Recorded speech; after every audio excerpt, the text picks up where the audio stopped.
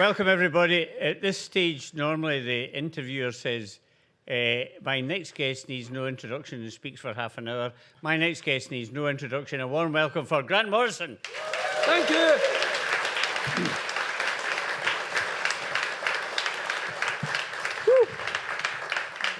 Is this on? Yeah, Yeah, this is on. The slide doesn't seem to be on. Is it on? Is it on? We don't care. How are you doing, Grant? Good, very good. Are you up to anything? Because, you know, you don't produce very much over the years, you know. I'm taking it easy. I'm working on a television show right now, and everything else is just happening in the background. I thought you were writing comics as well. Comics? Yeah, I've got a couple of things that I'm trying to write, but comics is weird right now, and I don't know. Oh, here we go. What's this? Oh, there's the wrong slide. Wait a minute. Oh, they've ruined it. They ruined the entire flow. This is supposed to animate. Right, this is my favourite comic. This like desert island shit. So this is the desert island that we're sending Grant to. Jack Kirby's desert island. So, oh, there we go. Underneath there's an entire base. There's a base under there, and it's got these gods that live in it. Has it got the Black Rider? No. It's the White Rider now. It's like it's Trump's America. So, the first comic you've chosen for your desert island is not the one I thought you would choose. I thought you would choose Flash of Two Worlds. No, because this is the one where he's addressing the reader. And obviously you can see, how beautiful is this? I imagine if Liechtenstein did this like 10 times the size and put it on a gallery wall, this would be one of the greatest pieces of artwork of the 20th century. It's amazing. He's talking directly to the reader. His hand is so big that if you put your own hand on it, it matches. You can actually touch the character. And this, for me, was the moment where comics reached out into the real world and actually engaged the reader and said, if you don't help, I'm doomed. And as a kid, what are you going to do? You know, you have to buy that. I'm guessing you bought the comic. Yeah, I actually didn't. My uncle bought all these comics, and I only read them in his house. But this was the one where suddenly this guy's reaching out and saying, can you help? And I suddenly realised there was a very different engagement with the comic book than I would ever been aware of before, that I could participate in the hero's adventure and change the way things happen just by reading it. And so, obviously, this comic influenced everything I ever did afterwards.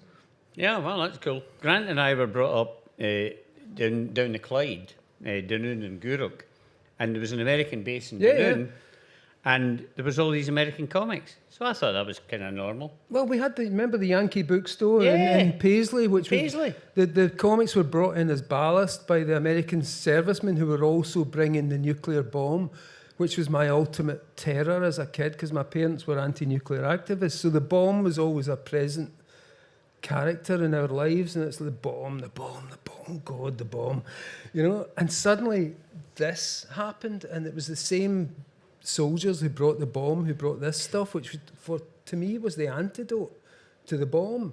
These superhero characters who could survive, they could travel at the speed of light, they could survive atomic explosions. And conceptually, that was a major moment for me to understand that there were ideas that could survive the atom bomb.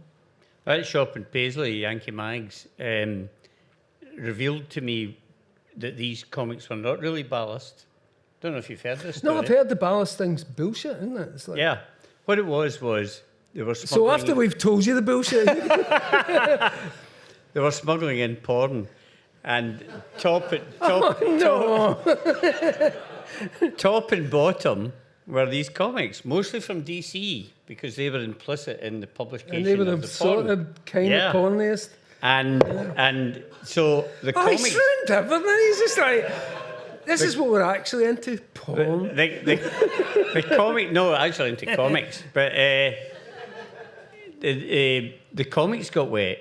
But shut up! It's getting worse.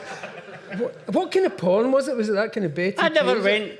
It was like girls dressed in like tiki masks. Yankee Mags had two bits to it. One, the comics, that's where I went. Yeah. But my older pal went into the left where the other stuff was. That's how I found out that this thing was Yankee Mags and Paisley. Yankee Mags. We think it was, as far as I'm aware, it was the first dedicated comic shop in Britain. Yeah, it was the first comic book shop. Yeah. What was 1940. that? Do you remember the one that was at the top of Buchanan Street, and it was a porno store and it sold all the black and whites, the Conan stuff, and Savage Tales? Yeah. And I remember going in there one time, and there's this guy, and he goes up to the guy and says, "Have you bought a super sex?" And I went, "What the fuck is that? Super sex?" You know, it seems like the ultimate kind of sex you could get. And the guy behind the counter said, "Sorry, we don't have that one."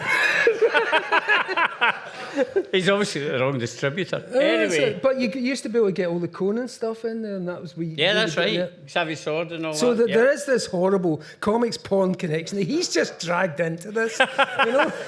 I'm just telling them the truth. This is all about the Flash. He's really nice. He's got fabulous buttocks. If you look at his buttocks, the way Carmen Infantino drew them, it was like you could go, ping, you know? Carmen Infantino. Can I tell you my Carmen Infantino stuff? Please. So I know you've got one. So I was in Byers Road one day, and it was a shop called R.S. McCall's, and Carmen Infantino just started doing Star Wars for Marvel. Oh, yeah. Right? And I'm going, oh, wow, it's Carmen Infantino. And then I stood up, and there was Playboy featuring Bob Dylan. And I thought, oh, what one did I put inside of the other? And my lecturer walked in, they went, "What are you doing, John?" I said, "It's Carmen Infantino and Star Wars. Bob Dylan and Playboy. I'm going to buy both." And you did? And I did. I bet you've still got them as well, haven't you? Well, obviously. Yeah. So anyway, this comic, this for me was metafiction. This was about the Flash in this story there's basically that the bad guy in it discovers a way to make people forget that the Flash exists. And as everyone forgets his existence, it becomes more and more tenuous. And there's these beautiful drawings of the Flash being reduced to a kind of gaseous, vaporous state, and he's trying to run, and he's moving at like 2 inches an hour. And it's really, like the Hulk in the TV show. Yeah, it's really weird, but he comes back in the end, obviously. But for me, this was my introduction to metafiction and the notion that the fourth wall and all that. The fourth wall, the fact that you could be drawn into it, and that you had to believe in the Flash in order for him to come back. It was this kind of Tinkerbell thing. And I found that utterly fascinating. It became actually the linchpin of my career when I started writing Animal Man. That was the comic I went back to. I thought that was it, yeah. Yeah, and I thought, can I go down this route, you know? Because at the time you had Dark Knight and Watchmen, it was all about what would superheroes be like if they were real, if they were actually had to deal with real problems in the real world. And I always thought that's kind of dumb because they're never going to be real. You know, and 50 years later, they're still not real, so what are you fucking talking about? You know? But this, for me, was about what are they actually? You know, what are they actually on paper, and how does our belief affect that, and how do we interact with them? So that became my template for my entire career, to be honest, this comic. Yeah, I didn't realise that, Grant. Did you read Flash of Two Worlds? Yeah, totally. I mean, Flash of Two Worlds is great, and it's the introduction of the multiverse. But this is beyond that. This is meta. This still stands up. This 16-page John Broome story. And John Broome was fascinating. John Broome's underestimated, yeah. John Broome was one of the greatest. He was the kind of William Burroughs of comics, to the extent that he used to grow weed up in his upstate farm and write all these stories stoned. So I had no idea about this, but all my favourite stories were written by this guy on drugs, basically. And it kind of all makes sense now, doesn't it? It all comes together eventually. So, but that's this one. Let's go. I kind of want to open this up, so we're going to batter through We're going to batter through this, right. Warlock, Page Tales. Fuck yeah, right. So this is the era of cosmicious comics, you know. It's like Jim Starlin. But it's like Can. It's like when all the cosmic music started, krautrock, this happened. And you had a whole bunch of young guys who'd come from Vietnam, or Starlin was a war photographer in Vietnam, very young man. you had Steve Englehart, you had Gerber, you had Steve Gerber. And all of these new writers come into Marvel Comics and they were influenced by different things. And what they were influenced by was politics and philosophy and the kind of the 60s youth explosion. And I could have chosen the Captain Marvel comic, which I love that one where he fights Aeon and he's kind of... Oh, that's great. But basically, I was only into those Flash comics up until, for a while, Justice League, Superboy. So it was all DC? I was never into Marvel. I hated Marvel comics. They were so miserable. They were always angry and fighting each other constantly. And I loved the Justice League because they just got together, they all liked each other and they would solve a problem. And that was it. It was like, solve the problem. Can you just solve the problem? I don't want anything. Angst. I don't want anything put in the way of solving this problem. Just deal with it. So I loved the DC stuff, and then I discovered Jim Starlin's work on Captain Marvel. Yes. But this one particularly, this is what he did after his Captain Marvel work. Yep. And it was kind of the quintessence of the Starlin cosmic style. And this one comic, there's like pages where there's 24 panels, there's the most beautiful ways of breaking down time. There's no comics like this now. No, it's brilliant. But these were the big influence in me. You know, a lot of it's told as there's a character who appears and starts telling you a story as a chorus. And so he appears every few pages, keeping you up to date with the story.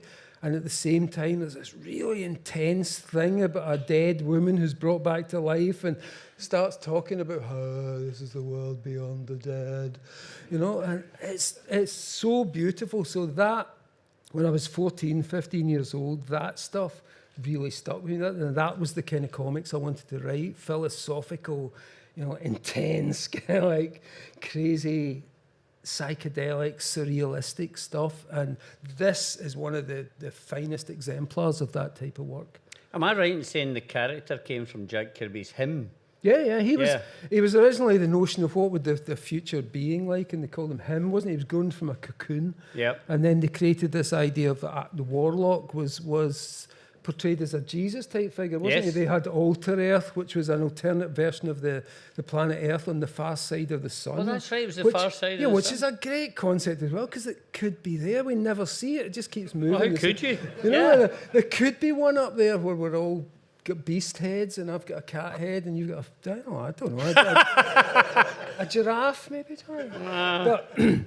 But yeah, so I mean, again, looking through these chronologically is how they influence me and how they influence the work that I do. Is the Flash was definitely that kind of meta, the notion of the comic as an object that you can touch, that you can interact with, that you are part of. And then the psychedelic, that kind of comics written by young guys who'd been to Vietnam, young guys who'd taken LSD, young guys who'd thought about stuff, who'd read the same books as me, and suddenly they were making these comic books. So that was massive. But were you not into Kirby in those days? Nah. No. Weird. It took me until I was in my late 20s to be into Kirby. Because I got a book about Kirby recently, and you endorsed it, Hand of Fire. Oh, fuck yeah. Yeah. It's a terrific book. And then when I finished it, I thought, they didn't mention Black Rider. Do you remember Black Rider? What's that? One of the worst characters that Kirby ever invented. And it's awful. It's awful. No, you've got under... Paul's just a critic. He's endorsing Black Rider. I don't even know what this is. Tell me, John. Well, it's not in Hand of Fire. Because I went back and I went, did he miss that out? Yes, he missed it out. Anyway. You're all going to go. I'm going on the internet right now. I'm going to order all the Black Rider books. It's terrible. Anyway. Right, moving on rapidly, quick. Luther Arkwright. The Adventures of Luther Arkwright, Brian Talbot. Right. This is what I discovered when I was an older teen, and I was starting to draw my own comics and do my own comics, and I was lucky enough to be accepted into Near Myths in 1978, which was a Scottish attempt to do a kind of heavy metal type thing, wasn't it? And Brian's work just blew me away. And honestly, Brian Talbot is, as I said in the foreword to his book that I've written, he is the genius loci of the British comic scene. He created all of this. And the techniques in there influenced me, it influenced Alan Moore, it influenced everyone, basically. So for me, this book was when I discovered this in the first issue of Near Myths, and it was the first. And I saw Brian's original art, and it was this black and things scratched out, and it was so tactile and beautiful. And I still remember this letter tone. You remember that stuff where you stick it down, you razor it out, and you stick it down. And the sorry, for anybody under our age. Under 156, basically. Yeah, before they had computers with this shit, you had to cut out with a razor and stick it on the page. I had all the equipment, yeah, and the burnisher. The burnisher, burnisher was the best tool of all. And what happened to the where are all the burnishers now? Do you think? What happened to them? Where are they? Are they in drawers somewhere? So yeah, Luther. Honestly, this thing invented everything. If you read the Adventures of Luther Arkwright, you can see the entire history of British comics as followed, I believe.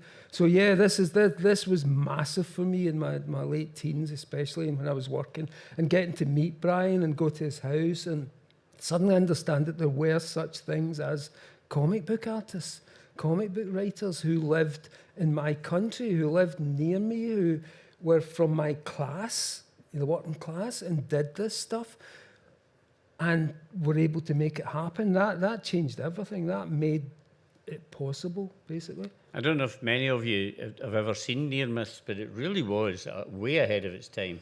Rob King was the guy who owned Science Fiction Bookshop in Edinburgh, and he decided he would publish his own comic. But what a comic! I mean, Grant, Brian, Tony O'Donnell. Yeah. I mean, it was just great. It was wide open. You could do what you wanted. It was very influenced by the new wave in science fiction at the time, Michael Moorcock and Harlan Ellis and all that stuff. Harlan, so we suddenly had a comic book where we could express the kind of stuff that we were reading, the interest that we had, which was very much that 70s sci-fi. David Rudkin and all the amazing stuff we had on television at the time, Children of the Stones. It all went into this British version of the alternative. It was a brilliant magazine. Sadly, Rob King faded out of the world for a wee while. I think he developed antlers and eventually had to move into the woods. Yeah, or Amsterdam, as we call it.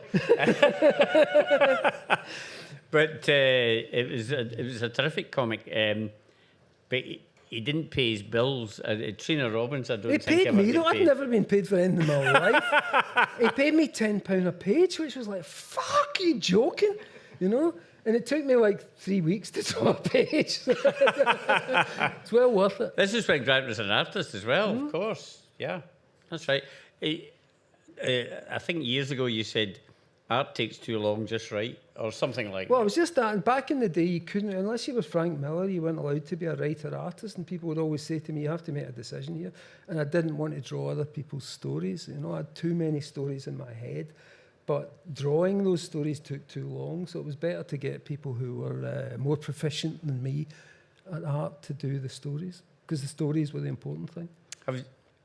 I don't mean you to exclude anybody, but do you have favourite artists that you've worked with that just brought what was in your mind onto the page? There's tons of them. I'd be here all night. There's loads of people. Well, we've got loads of time. There's one in Ryan Hughes. There's one right there. Look, right there. Just sitting there. Silently. Yeah, Ryan Hughes, Chris Burnham, Frank Quitely. There's tons of people who've been really... Dan Mora. People who really get what I'm trying to say and who are great storytellers and do the work. Yeah. And there's other ones who don't get it and kind of miss all the details. Yeah, we'll miss them out. But we won't talk about those. Yeah.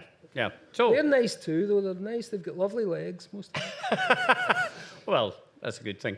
So, anyway, Luther Arkwright, if you don't have it, you have to buy it. This is the wellspring of the British comics that we've known since the 1980s. Because of the sporadic publication of Luther Arkwright over the years, although I followed it, it took a long time to follow, but there's a new edition out and you can get it's all everything. Right now, and also I would just say all of Brian's work, everything that Brian's done is so eclectic and diverse, and my favourite of all of them is Alice in Sunderland, the psychogeographic thing about the northeast of England, and Alice in Wonderland. It's just one of the greatest books. It's so immersive. You pick that up in a summer afternoon, you get lost in it. Yeah. So all of Brian's work definitely is to me, the primal template of everything that we've been doing for the last 40 years.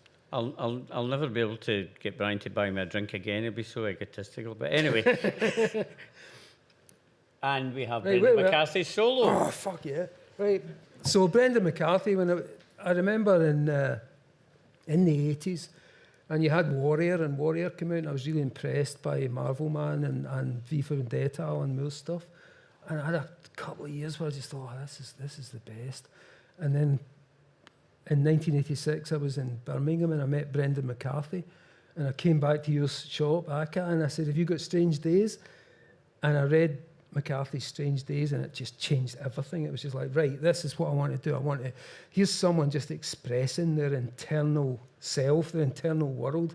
He's not copying, he's not trying to reproduce the world, he's not trying to do realism, he's trying to show you what's going on in his head. Yeah. And I thought, that's what I want to do. I just want to talk about, I'm not smart enough to talk about politics or history, but I can tell Smart you, enough to talk about politics? no, but I'm not. Trump? But yeah, no, you don't need to be smart. But I'm just saying, for my personal thing, is that I just thought, what do I know? I know what's going on in my head. It's the only thing I'm an expert on. So if I can make my work about what is going on in my head, so here's what happens. Give me Superman, here's what it's like in my head. Give me Batman, here's what it's like in my head. That's it. All I can do is tell you what's going on in my head and be honest about it. And that's what I thought. And that's what I got from McCarthy. So Solo was... there was a bunch of DC books which were artist-focused, and they would give basically a book to a different artist, a whole bunch of them, all very good. It's an amazing series. It's a good series. But Brendan McCarthy's book in this is like, it's still 100 years ahead of time. It's like telling comics what they will one day be like. And especially superhero comics, the deconstruction of superhero comics in it is better than anything you've ever seen. It's more inventive, it's more beautiful, it's sexier. It's everything about this book, Solo, is just amazing, you know. It's like, he does these things, these poetry, there's like collage, it's fine art as superhero comics. So definitely this was just here's my representative of the Brendan McCarthy work that changed my life in 1986 and changed my head. Doom Patrol, all my subsequent work, come out of this notion of just tell people what's going on in your brains, because that's all you've got to offer that's different, you know. That's all you know that's different in this world. We've all got one pair of eyes. We all see things in a slightly different parallax, a slightly different perspective, and you might just notice something that no one else has noticed. So I think the most important thing is just to tell us what you see from your perspective, and that's what all art should be. What do you see from your point of view? How different does it look from his point of view or her point of view? And that's the important thing, and that's what I learned from McCarthy's work. And this particular issue of comics just does it all. It remakes. You could launch art movements from this one book. They should reprint the whole series, really. Well, they should, but this one beats out everybody. I've read them all; they're all great. There's Mike Allred, there's Terry Christensen. There's a whole ton of these books, but the McCarthy one is just like, here's what superhero comics will be 100 years from now. It's like Leonardo, you know. It's slightly better. He couldn't ink. Yeah, well. And Tales designed to Thrizzle. This is just my all-time favourite comic ever. And it's Michael Cooperman stuff. Honestly, you just have to read it. I'm not even going to try and do it justice. I tried to read it the other night, and I was just in hysterics and crying with sheer joy at this thing. It's basically, if you can imagine, like an American kind of Vic and Bob surrealism, but it's so perfect. He just hits every note. It's absurdism, it's funny, it's everything about it. But to me, the absurd approach is the only way to approach the world. To me, the world is ultimately absurd. It's like, it's not anything other than stupid. And that's outside America. Yeah, and someone like Cooperman just continually reminds you of how stupid it is in the most beautiful, artistic, surrealistic way. And there's so much content. And Tales Designed to Thrizzle, get the books. Book one I read last night, and I was like streaming with tears before I fell asleep. And we're done, right? We're done. Open it up. No, wait a minute, Grant. What? What's the other thing you would take to a desert island? A helicopter. And what's your favourite brand of crisps? Salt and vinegar, Golden Wonder. Well, that was quite simple. Always have been, always will be. Ladies and gentlemen. Yeah, just open it up. Let's just start talking.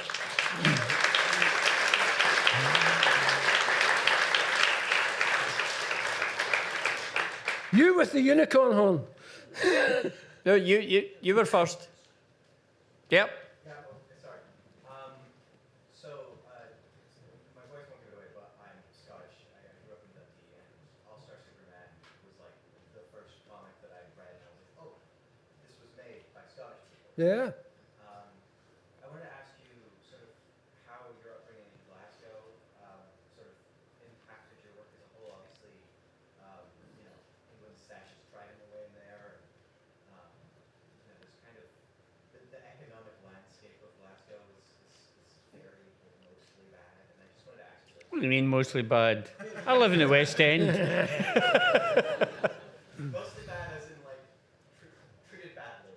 I adore Glasgow. I'm not. Yeah, no, Glasgow's lovely, but But yeah, I just want to ask you like how you felt like how you were shaped by. I think it was, honestly, it's so intrinsic because I grew up and I didn't know. And I think I remember trying to do a TV show for BBC Scotland, and they said it was poverty porn. And I said, no, this is my life. And it's like, and I said, no, you don't understand. When we grow up, that little council house, but it doesn't feel squalid. It feels like a palace. It feels like a kingdom. You don't understand that our cheap wallpaper is like Versailles. You do not understand. We don't feel bad about this, you know. And so for me, it was like, it was an intrinsic just sense of, well, I grew up in this, but my parents were very encouraging, you know, and they were politically active, and I wasn't aware of it. It's the same way I was only aware of the fact that there was a sectarian problem in Glasgow when I met Mark Miller, who's Catholic. And he explained it to me, but I missed all this. My parents brought me up in a kind of fantasy world of comic books and fairy stories. And It was better that way than going to an orange walk. Yeah. yeah, totally. So honestly, I came from that, and I think it feeds into everything. You know, obviously, there was things you didn't have and ways you were treated, because when I was at school, I was treated in a certain way, like you'll never achieve anything because you come from Govan or you sound like this. I come from Govan. I know, we all come from, ultimately we all come from Govan, let's face it. But no, it was that, but I didn't take it on board. I genuinely grew up thinking I was living in some fabulous movie or some comic book, and my fantasy, my imagination was bigger than the world that I lived in. So I don't know. I mean, although I absorbed all that and the growing up in a working class culture, and it's clear there's certain politics and certain leftist attitudes that you have, it just is not how I perceived Glasgow or Scotland or the world. I perceived it as a fantasy kingdom like Narnia. I think it's better than Narnia, actually. You've been up at the West End, yeah. You know. Exactly, you know, it's more like Middle Earth. You know, Celador, what's all the other fantasy lands? Gormenghast. Gormenghast. No, Gormenghast's the Royal Infirmary. No, but as I say, I think it's in there, but I can't quite, because the fantasy reality that I grew up in, and the books I read and the comics I was absorbing were bigger for me than the world I lived in, and they coloured in the world that I lived in and made it seem mythical and magical. What books were you reading at the time? Enid Blyton stuff, then... So did I. 3 Investigators, Tom Swift. Yeah. Remember all those, the Tom Swift adventures? So I love stuff about ghosts and planets and science fiction. Just anything that was outside. Did you ever read Philip K. Dick? No, I hated Philip K. Dick. Kristen's a big fan, but I didn't ever get into Philip K. Right, Dick. okay. Weirdly enough, no. Michael Moorcock was my thing. Yeah, Michael Moorcock, yeah. Tolkien, I love Tolkien. Like, I'm mad me too. I read Lord of the Rings 6 times, one after the other, when I was 14. Wow. Okay, I only read it 3 times, but yeah, you beat me there. Yeah. Well, it's a fight, John. How many times have you read Ulysses? 3 times. Oh, not bad. I've done 3. So, yes. So if you were going to add one issue of your own back catalogue to that list, what would you If you were adding one of your comics to that list, what would it be? Flex Mentallo, probably. Really? Yeah. I'll walk away and think, oh no, why didn't you say? But that was the first one that came to mind. I think that's the most complete statement about what I do, you know, and it's Frank Quitely, so Yeah. it's the It's best. just been reissued, hasn't it? Well, if you're counting 15 years ago, it's just. I thought there was a new one out. I don't know. Oh, I don't know. Is there? I think. Aye, well, Get it anyway. Get it on eBay. Flex Mentallo. Now, why? because it says everything. It's my autobiography. It's like, and it's my first work with Frank Quitely. Oh, was that your first work with Frank? Yeah, Vincent. I was at a thing one time and I kept calling him Vin.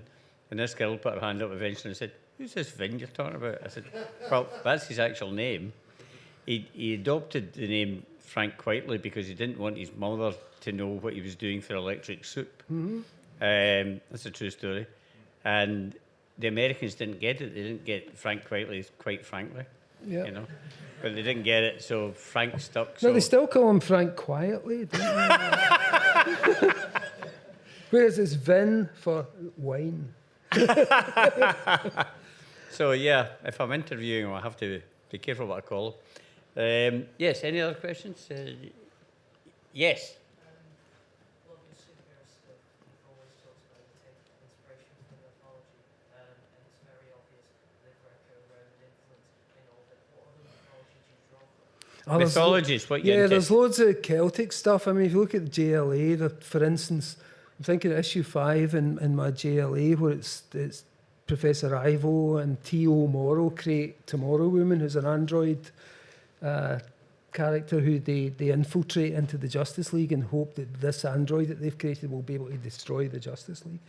And that was based on the Welsh story of Blodeuwedd, I think it's called, where it's 2 magicians create a woman out of flowers and then use her to destroy the hero.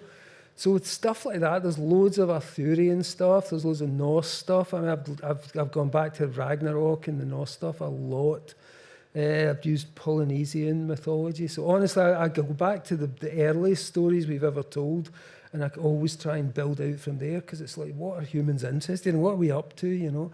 You go back to Gilgamesh, and it's all about the king seeking for immortality, and that's the basic story in it. You still got Vladimir Putin seeking immortality now. He was talking to Xi Jinping about that. Yeah. The story is still the same. These guys are always like looking for ways to extend their power into infinity because they're scared to die.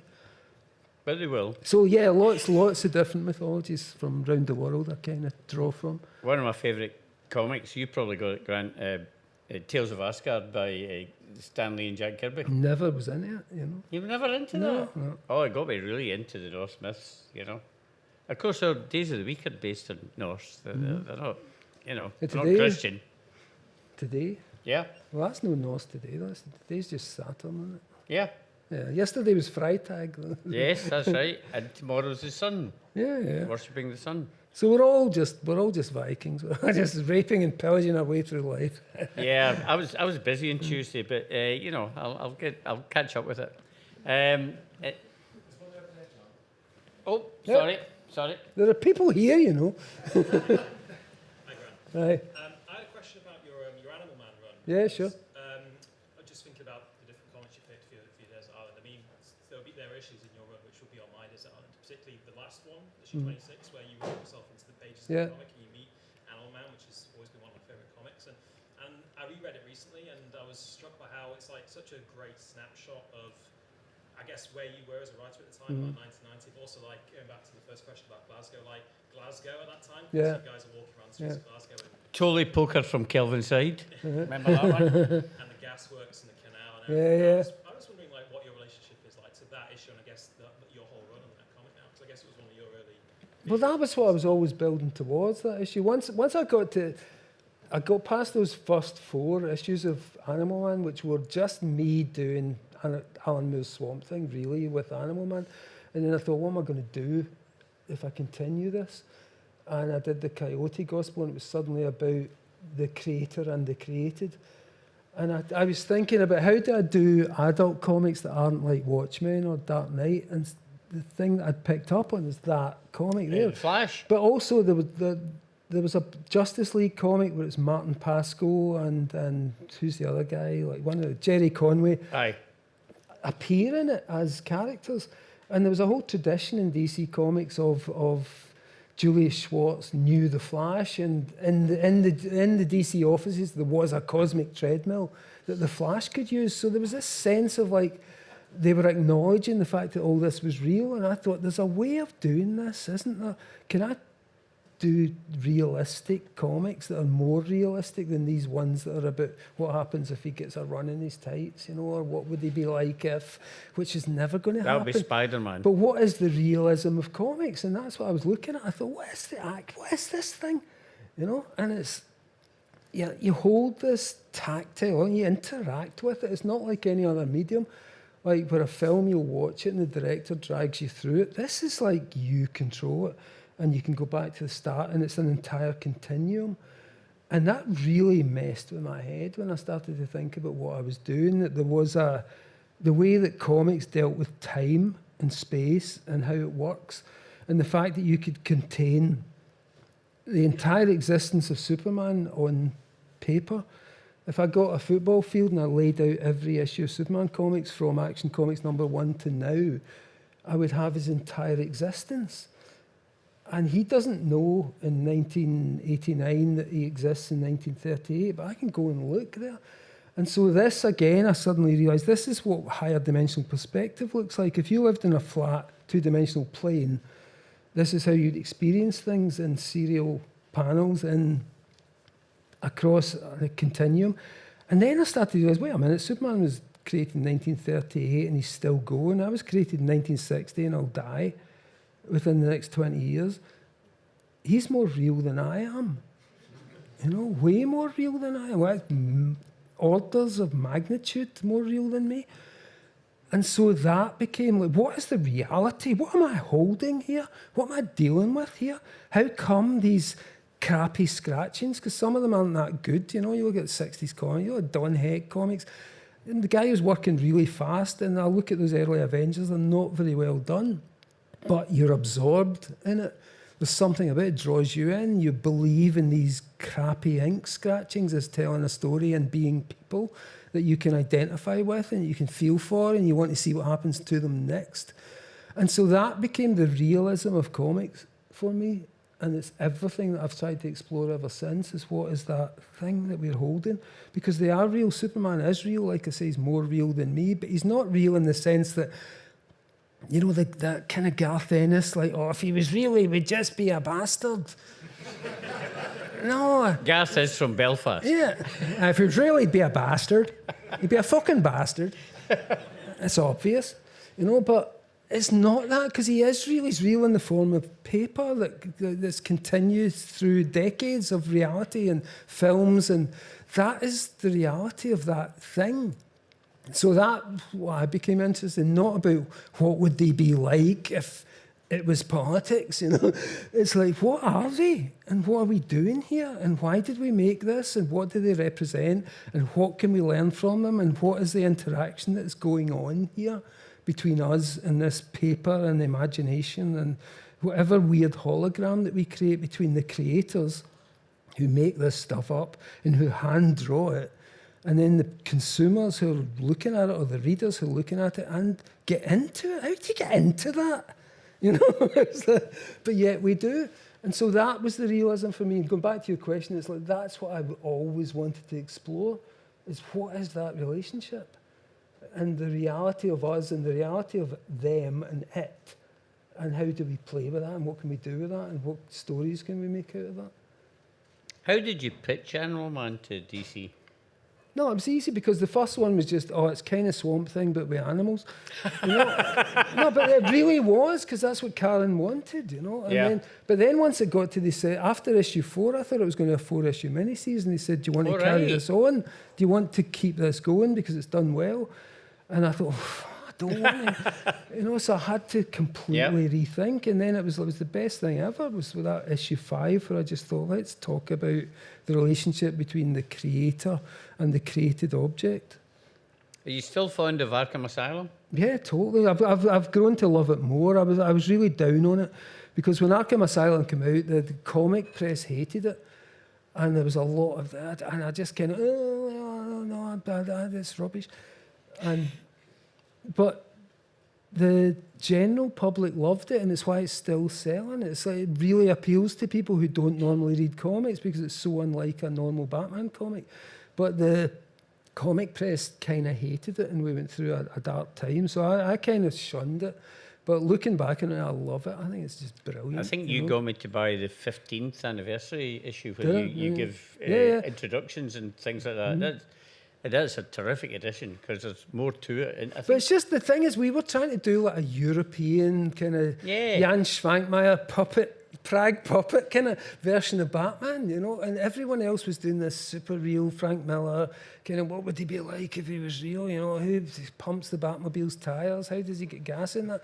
And we were just thinking, what's it like? What is Batman? It's just this weird figure, this archetype haunting a story, and we took that angle, and I think what we tried to do, we really did it, but I kind of freaked out because people hated it because it wasn't the Killing Joke, and it was never going to be the Killing Joke, and it never will be the Killing Joke. It's not that. It's it's playing with different parts of your brain. Did you watch the 2 Joker films? Which ones? No, I saw the first one. You didn't see Lady Gaga? No.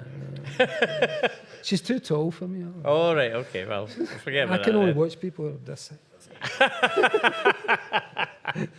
She's very pretty. Anyway. Yes. Right. Oh, sorry.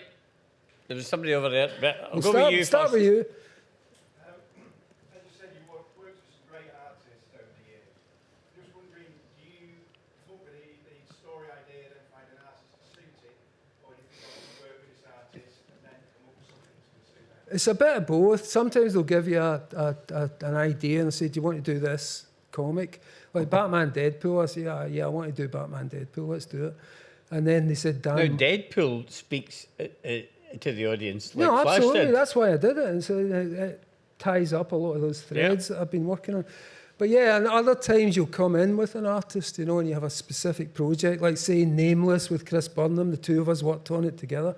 But it just depends, You can either come in with an artist and you have a very specific vision, or sometimes you have a story and they'll assign an artist to it and you have to kind of work with that. So it can be different. Preferably you go in with an artist you know and you understand, and you're kind of aiming the work towards that artist's strengths. Do you change the script if you know who the artist Yeah, is? totally. Yeah, totally. Because when you were working with Vincent on We3, I think you both spoke about the Yeah, we sat down and we worked on it because I had all these visual kind of... I wanted it to be like... everyone was doing cinematic comics at the time. So you look at something like The Ultimates and it's long panels that look like cinema screens, and the pages are always coloured black so that you're in a darkened auditorium and there's 4. And we thought, let's not do that, let's do video editing. And we were looking at video techniques and like from music videos and the kind of hard, fast flash cuts. And also Ang Lee's Hulk film was a big influence on it. Oh, right. Because Ang Lee was trying to do comic book stuff and he was doing these really interesting transitions and weird, like suddenly a plant would turn into a frame for the next scene. And that was actually a big influence in We3. Oh, well, I didn't know that. There was somebody else put their hand up. Anybody over here? Let's get somebody in There this was side. somebody over here. Oh, I'll go with you. Just because the question, was there any moment in your career when you finished the script and you thought to yourself, okay, well, this twist was maybe too much? Too much? Too much of something? There's never No, too much. Never. It's comic books. Comic books can never be too much. And no matter how much I do, someone else has done too much, you know. So nothing I do is too much. I'm not a boundary pusher, really. Honestly, I kind of like to work within a certain area. I'm not interested in taboos and smashing or that kind of stuff. So generally, I've been able to work within parameters, you know, and the ideas are more important to me than smashing taboos or causing upsets or, you know, making it difficult for myself. Apart from Luther Arkwright, is there another comic that you totally admire? No. So anyway, moving on. But tons like Electra Lives Again, Electra Assassin. Right. There's certain things I look at all the time. By Frank Miller. Yeah. But the one that Frank Miller did on his own, Electra Lives Again, which I love. Again, an influence in We3. And Electra Assassin with Bill Sienkiewicz. Yeah, Bill Sienkiewicz, yeah. The stuff I like actually the stuff that's really super fragmented and has millions of panels and broken up. And that's my favourite type of work, where it's almost collage. Yep. Yes. With that in mind, I wondered what you thought of the Sandman series, Neil Gaiman. The comic. I hated him when it came out. No, I'd be wrong to say I hated it. No, I wasn't that interested. I thought it was really quite twee and it was kind of Mrs. Miggins' coffee house kind of stuff. But I read it again a few years ago and I just thought it was really good. You know, it's an achievement. There's just no denying that it's a really great achievement. But at the time, it really didn't appeal to me at all. We sold tons of it, so I liked it. Yes. It's my very favourite thing I've ever written. I think I'll die and it's still... Gary Erskine inked it, I think. Yeah. And what really struck me about it was how the main character, Brett Huey, how he discovers like the key to happiness is choosing which reality you live in, choosing what you believe is true or not. Yeah. Well, just that, because I think it's kind of true. You know, we can decide whether we live in heaven or hell, and we can interpret everything that comes towards us as heaven or hell. I mean, those are the two extremes. Obviously, we don't take it that far. But yeah, we can tell ourselves a narrative where we are downtrodden or bad people or good people. So I think what he learns in that is just, you know, he's got the shit in his hand and says, what do I do with this? Big lump of shit. And Mother Duck says to him, spread it on your flowers, Greg. And that's it. You know, that's what the message I wanted to put forward. All the awfulness, all the crap is like, make art, you know, make art. Spread it on your flowers, grow something. I remember when you were writing it, you said to me, I want to get away with everything I can't normally get away with. Well, yeah, but that was in the X-Men. You can't get away with much in the X-Men. And again, the filth was. I was reading, you know, I was looking at porn at the time because I thought suddenly. Oh, you in comic book shop in Paisley, yeah. Yeah, but there was porn was suddenly coming in, and as we know now, it's altered people's heads to such a degree over the last 25 years. But it was just starting to appear, and I've recognised that there was things there worth talking about, and a way of looking at the world that was being fed to us that was worth talking about. And ultimately to say that no, you make your own story, you know. And if it starts out as porn, if it starts whatever it is, it's that you got shit in your hand, spread it on your flowers. Yes. Just in terms of the sort of effect that you create when you're writing, one of the things that I sort of noticed, it's very elusive. Mm-hmm. So, your comics kind of constantly refer kind of outside themselves, almost like hyperlink. And I just wonder whether that's sort of a specific sort of textual effect. Yeah. Or is it so it's No, it's deliberate. And it's been more deliberate. I'm sure you've noticed, like, since the internet has become more available, you know, in the last 25 years of my work, I deliberately do stuff that you have to look up because I know that everyone has just got access to it. So I'll put in a word you've never heard, I'll put in a character you've never heard, deliberately, so that you go and look it up, and then you get this hypertextual effect. And I've been doing that very much as a deliberate effect for a long time. What's the name of that one you did with Vincent where the president gets shot? Pax Americana. Pax Americana. I love that. Yeah. That's a very clever piece of work. Ah, it was, but we wanted to do something that was as good as Watchmen, you know, and Watchmen's great. That's not my favourite thing, but it's so beautifully constructed. It's unbelievable, and it's the precision. So we wanted to do something that good, and we Well, did it it in is. 48 pages. Just like, can we do something with that crystalline, perfect, self-reflecting structure? It's terrific. And We3, do you like We3? Oh, I love We3. Yeah. I love animals. You know, I wept when I was writing that. Run, bandit, run, run. You know, seriously, you have to be in it in order to sell it. You know? Grant's always had cats. When I was first up in his house, I don't remember how many cats you had. There was quite a lot. Oh, it was 5 then. 5, yeah. And you've There's got how 7 many now, now? 7 now. Plus 40 stray cats that I feed. It's like twice a day. Yeah, he kind of likes cats. You might get that impression. We've not got much time, folks. Yes. I'm just curious, what would you say is your least favourite project you've worked on? Least favourite? Oh, I don't know. Because I always try to find something interesting to hook me with it, you know, so I'm not sure about that. Spawn, maybe, but even that, I kind of dug into it and I tried to do a good version. Because they tried to get everybody to do Spawn, didn't they? They did, yeah. Mark Millar. But it was a and mistake. Alan Moore, everybody. No, it was actually, like, remember Comics International? Yes. That magazine. Deskin. They claimed that I'd been hired by Todd McFarlane to write Spawn, and I hadn't. So I phoned McFarlane up and I said, this magazine said you were wanting me to write Spawn. He said, no. But do you want to write Spawn? And then he said, do you want to write Spawn? Yeah, fine, I'll do 3 issues. But I get no So royalties. did Des just make that up? Des made that up, and then it actually came true. Magic. It is. He's like Jiminy Cricket. There was somebody up there. Yes. Yes, you. Hi again. I want to ask you about in New X-Men. Yeah. There's a lot in there about sort of like gender and sex, with like Twenty Choir being sort of like a proto-incel type, and Charles Xavier and Sandra Nova being sort of the same masculine feminine. Yeah.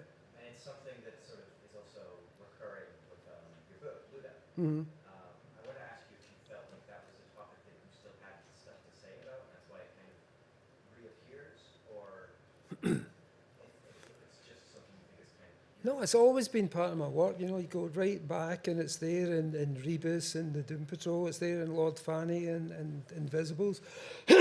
Sebastian? Sebastian, it was part of my life. It's who I was. You know, I had this kind of spectrum of selves that included female versions of myself that I used to like to dress up as. So that became part of the work. And it's still there. Luda almost took it out of me. Once I wrote Luda, it was almost as if I'd served that part of myself. It's really strange. It's been different since I wrote Luda. And although that's still there, it was almost as if I resolved something with Luda, and I don't know if much of the work going forward has a lot of that in it, but it's more integrated now. There's a kind of it's an integration of that sense of spectrum and non-binary self. Grant tells me he's doing another edited version of Luda, so I've got to buy it again. I think he's at it. He's just wanting more money out of me. The Europa edition's British version of it is totally edited. It's the best one. That's the last one that I did. So I've got to buy another one. So, yeah. Now, ladies and gentlemen, we're running out of time here. I'm going to take one more question. Way up the back there. Yeah. What do you think is your most unsung comic or comic series? Unsung, you mean? Oh, God, unsung. I actually thought about this the other day and I've forgotten it, so I'm not going to be able to answer that question even remotely. Sebastian X? Or No, it's not. what was the one you did about the mystery theatre? Sea Guy. Sea Guy was brilliant. Right, Sea Guy's my favourite thing. It's just I haven't been able to finish it, but that would have been my ultimate comic. You know, I managed to do 6. There was supposed to be 9 of them, and the last one was it kind of goes through a human life. So the first one's child Sea Guy, the second one's a teenage Sea Guy, and the third one's adult. And if I could have just finished that, that's the one that to me says everything that I've ever wanted to say in my work, and it remains unfinished. Yeah, I loved Sea Guy. I thought it was terrific. The artist was great. Cameron Stewart. Yeah, But brilliant. he got caught up in some kind of Me Too Yeah, he style did. thing, so that was the end of that. And I walked into my local pub, and there he was. This is in Glasgow. Yeah. Yeah, he stayed here for a while. That's right. And he that's never right. spoke to me once while he was here. Oh, well, there you go. But anyway, there you go. Ladies and What a gentlemen. downer. Ladies and gentlemen, a big warm Thanks for recap coming. welcome for Dan Morrison.